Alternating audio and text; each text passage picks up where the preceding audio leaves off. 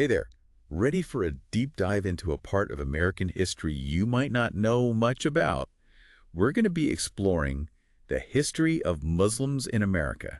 And get this, it goes back way further than a lot of people realize. Way further. I mean, we're talking pre-Columbus. You're right. So, It's amazing how often we skip over these early chapters, you know? yeah, for sure. These Muslim communities, they were part of early America, like woven right into the fabric. So, okay, let's break this down. Okay. Most of us, we learn about Columbus. Right. You know, like he's the pioneer. Sure. But these sources, they paint a very different picture. Totally. So what can you tell us about Muslim explorers in the Americas before Columbus? Well, we have Al-Masudi, for example. He was an Andalusian scholar. Okay. And he wrote about this voyage led by Kashkash ibn Sa'id ibn Aswad back in 889. Wow. Setting sail from Palos. Okay, Paulus. Now, does that sound familiar? It does? It's the same port Columbus sailed from. Oh, wow. But centuries later, this guy, this captain, he headed west into the unknown long before Columbus. That is amazing. Isn't it? It really is. Hidden history right there. Yeah.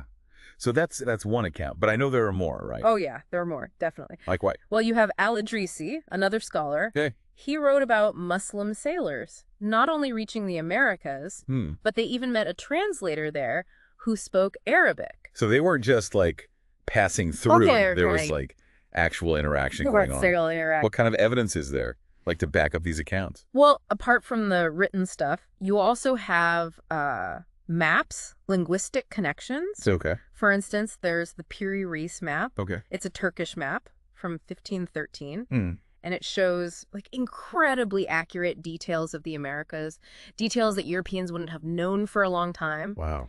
And then there's the language part. Okay. The island Columbus, named San Salvador. Right. Originally, it was called Guanahani.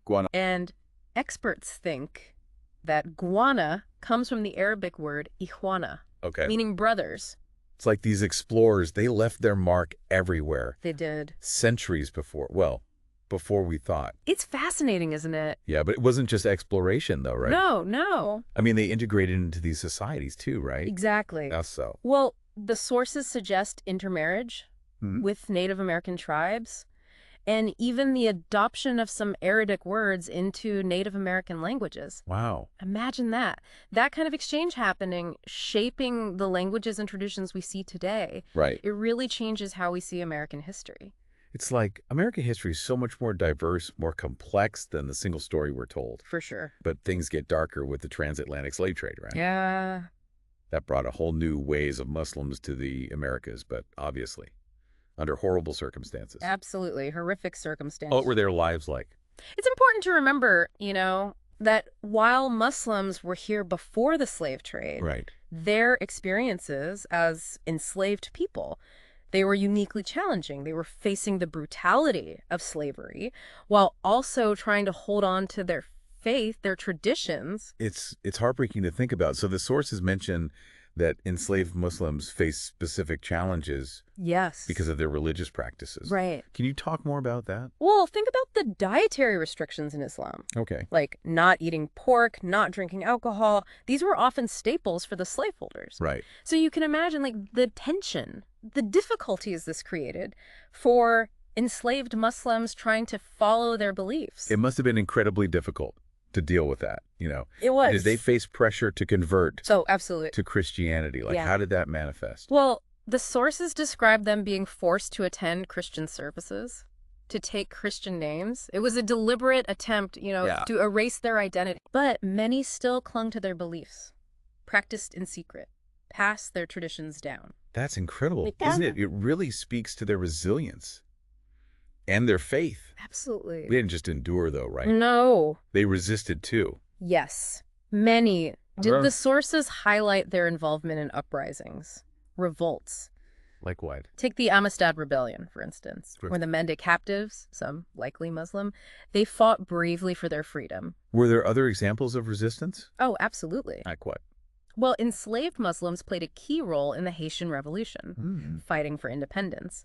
And in Bahia, Brazil, they were often leaders in slave revolts. Wow. Participants. Their faith, it gave them a sense of community, Yeah. a belief in justice. It fueled their resistance. It's inspiring to see that, how they found strength and hope, even such horrible conditions. Yeah. And along with these stories of resistance, Right. the sources also talk about individuals who left their mark on history. Yes. Tell us about them. Well, there's Ayuba Suleiman Diallo, for example. Yeah. He was a scholar, literate in Arabic, and even in captivity, he used his knowledge to connect with others and eventually regain his freedom. It's incredible that he's able to do that. It is. Are there any other notable figures mentioned? Yes, another one is Omar ibn Said. Omar ibn Said. Also a scholar who continued to practice his faith even while enslaved. He left written evidence of his devotion, It shows the strength of the human spirit, the power of faith. These stories really bring this whole period to life. They do. It's a reminder that these weren't just statistics, Yeah. There were people with lives, talents, dreams. So what happened to the legacy of these enslaved Muslims after emancipation? Well, it lived on in various ways. How so? The sources mention that Islamic practices, beliefs, they influenced parts of African American culture. Like what? Things like music, prayer rituals, even some dietary customs. These remnants of Islam, they became part of their lives. That's a really interesting connection, how those traces persisted Yeah. and shaped the culture. It is. And then we see the rise of early Islamic movements in America. Right. What can you tell us about those? Well, you have movements like the Moorish Science Temple of America, Right. which blended Islamic beliefs with other spiritual traditions. And then you have the Nation of Islam, which resonated with African Americans because of its message of Black empowerment. These movements show how Islam continued to offer identity, purpose, especially for a community facing marginalization. It's like it gave them a framework to reclaim their identity, to belong Yeah.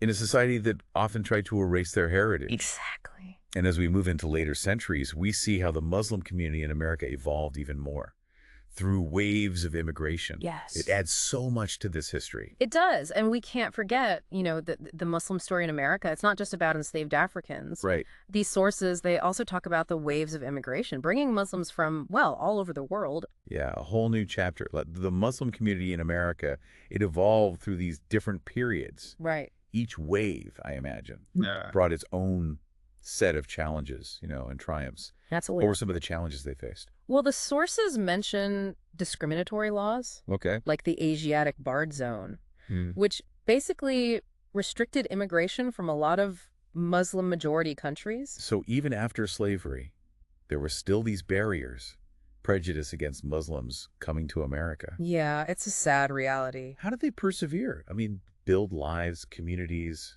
in the face of all that. It's remarkable, their determination. And it's important to remember, they weren't just fleeing hardship, they were drawn to the promise of America. Right, that idea of opportunity. Exactly. The American dream. They brought their skills, their spirit, their faith. They contributed so much to American society. It speaks to that human desire to create a better life, even when it's hard, when the odds are stacked against you. The sources also mention some interesting people from this time. I remember reading about Alexander Russell Webb, Oh, yes, Webb. an American diplomat, who converted to Islam. It's a great example, of how the influence went both ways. Yeah. Americans were encountering Islam, finding meaning in it. His conversion, especially back then, it's pretty amazing.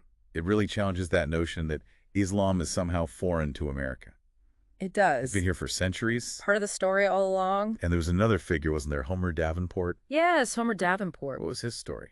Well, he was a cartoonist Okay. and a big advocate for Arabian horses. Interesting combination. He was fascinated by them, and it led him to travel to the Middle East, where he interacted with Muslim communities, developed a real appreciation for their culture. It's amazing how those unexpected connections can happen. Like a passion for horses leading to cultural exchange, understanding. Absolutely. It's a reminder that history is full of surprises, things that challenge our assumptions. So as we move into the 20th century, the Muslim community in America becomes even more diverse, It does. with immigrants from all over the Middle East, South Asia, It's Africa, a real melting pot. within the melting pot. Exactly. That diversity must have brought its own set of, opportunities and challenges. Definitely. Like what? Well, the sources talk about this concept of tribalism, Tribalism. where Muslims might identify more strongly with their national or ethnic background than with their shared faith. So it's more about where they're from Sometimes, yes. than the religion itself. It's complex, this idea of identity belonging. Could you see it as maybe a way to preserve traditions within the larger Muslim community? That's a good point. It could be. It's about finding that balance, honoring your heritage, but also finding common ground with others who share your faith. It's something a lot of communities in America grapple with, not just Muslims. Absolutely. It's that constant pull between holding on to your roots and embracing the wider community. It's a universal struggle. Speaking of community, the sources talk about the actual spaces where American Muslims gather, the mosques, Islamic centers. Yes. They must have been so important for these communities to develop. Absolutely. Crucial. What was their role? Well, these mosques, these centers, they're more than just places of worship. They're hubs for social services, education, community outreach. They're really at the heart of it all, providing that sense of belonging, support. Exactly. It's amazing to think how these spaces have become, well, just part of the American landscape. It is quite remarkable. So in the early 20th century, the sources say there were only a handful of mosques in the entire country. And now, thousands. From grand structures to smaller community centers, in cities and towns all over. That's incredible growth. It really shows how Muslim communities have expanded in America. It does. It's not just about the physical spaces, though, right? No. I mean, the sources also talk about all the organizations that have emerged within the American Muslim community. You're right. Organizations like the Muslim Students Association, the Islamic Circle of North America, so many others, reflecting the diversity, the energy of the community. What do they focus on? All sorts of things. Some are about advocacy, social justice. Others are focused on education, outreach. Some provide religious guidance. It's a vibrant, evolving Muslim presence in America. It's like this tapestry, woven together by all these threads of faith, culture, activism. It is. And it's still being created. Absolutely. The story continues. Yeah, it's amazing to think about, how these mosques and centers have become, like, important parts of the American landscape. They really have. They represent, I guess, a symbol of the growing presence of Islam in the U.S. It's a testament, to the hard work, the dedication of generations of American Muslims, creating spaces for their communities to thrive. So they're not just places of worship, are they? No, not at all. The sources mentioned they're also hubs for social services, education, community outreach. Absolutely. They play a vital role in so many American Muslims' lives. So they're really at the heart of these communities, providing that sense of belonging, support. They are, yeah. And their impact, it goes beyond the Muslim community, doesn't it? It does. I mean, a lot of these mosques and centers, they engage in interfaith dialogue, community service. Yes, building bridges with their neighbors. Contributing to the wider social fabric. Exactly. It reinforces that idea. Yeah. That American Muslims, they're not separate. They're part of the tapestry. They're woven right in. And this tapestry, it's woven together by all these different organizations, too. It is, yeah. Like the Muslim Students Association, the Islamic Circle of North America. Right, and so many others, all working to address the needs, the interests of American Muslims. Can you tell us a bit more about what they do? What are they focused on? Well, it's diverse, reflecting the community itself. Some organizations, like the Muslim Public Affairs Council, they focus on advocacy, social justice, protecting civil liberties, combating discrimination. So they're actively involved in the political process. They are. Making sure American Muslim voices are heard. Exactly. Others, like the Islamic Society of North America, they focus on education, outreach, promoting understanding of Islam, fostering interfaith dialogue. It's about building bridges, creating connections with other communities. That's great. And then you have groups like CHAIR, the Council on American Islamic Relations, providing legal assistance, support to Muslims who face discrimination, injustice. It's crucial work. It sounds like there's a real sense of community solidarity within these organizations. There is. A commitment to supporting each other. Right. Advocating for their rights. It's about more than just challenges, though. It's also about celebrating their heritage, their contributions. Right. Many organizations are involved in cultural events, educational programs, community initiatives, showcasing the richness, the diversity of Muslim American life. It's inspiring to see, how American Muslims are creating their own space, preserving their traditions, but also contributing to the wider American experience. It's a beautiful thing. So as we wrap up this deep dive, what are some key takeaways, things you'd like listeners to think about? Well, I think the main thing is the history of Muslims in America. It's a story of resilience, adaptation, the pursuit of faith, belonging. It's often overlooked, misrepresented, but it's a vital part of the American story. Absolutely. And for me, what stands out is that strength, the enduring strength of these communities. Yeah. They faced incredible challenges, yet their faith, their culture, it persisted. It shaped the America we know today. It did, without a doubt. It makes you wonder, what's next for this history? How will American Muslims continue to shape and be shaped by America? That's the question, isn't it? It's a story that's still being written. Its future chapters, they'll be determined by the choices we make now. And the more we understand this history, this complex, multifaceted history, the better equipped we are to build a more inclusive, just society. Couldn't agree more. Thanks for taking this deep dive with us. It's been enlightening, and I hope it sparks a curiosity in our listeners to keep exploring this rich, fascinating chapter of American history. Remember, every deep dive leads to more questions than answers. That's the beauty of it. Keep exploring, keep questioning, keep learning,